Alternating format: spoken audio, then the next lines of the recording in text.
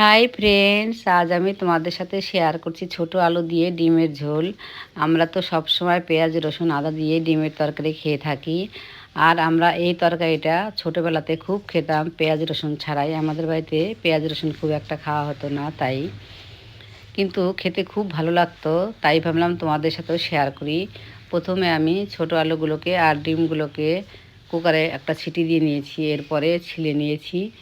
ডিমের গায়ে একটু চিড়ে চিড়ে দিয়ে লঙ্কা গুঁড়ো, হলুদ, নুন দিয়ে মেখে নিয়েছি। কড়াতে 2 টেবিল চামচ সর্ষের তেল গরম করে ডিমগুলোকে এক এক করে দিয়ে একটু লাল লাল করে ভেজে তুলে নিয়েছি। ওই তেলের মধ্যেই জিরে, তেজপাতা, শুকনো লঙ্কা ফোড়ন দিয়ে একটু নাড়াচাড়া করে নিয়ে লঙ্কাটা একটু ভাজা ভাজা হলে আলুগুলোকে দিয়ে দিয়েছি।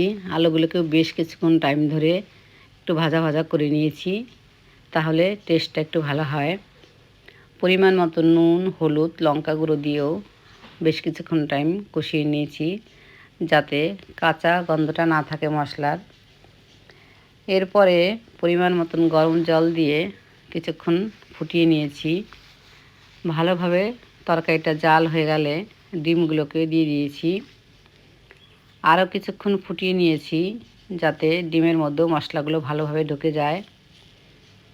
এরপরে 1 চামচ মতো ধনে আর জিরে ভাজা গুঁড়ো আর হাফ চামচ মতো গরম মশলা গুঁড়ো দিয়েও কিছুক্ষণ ফুটিয়ে নিয়েছি।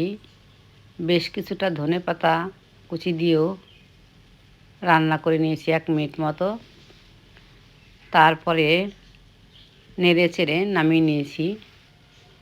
ওপর থেকে একটু ধনে পাতা কুচি ছড়িয়ে দিয়েছি। তাহলেই রেডি আমার দারুণ স্বাদের ছোটো আলু দিয়ে ডিমের ঝোল। এই একটা রেসিপিতেই বাজিমাত।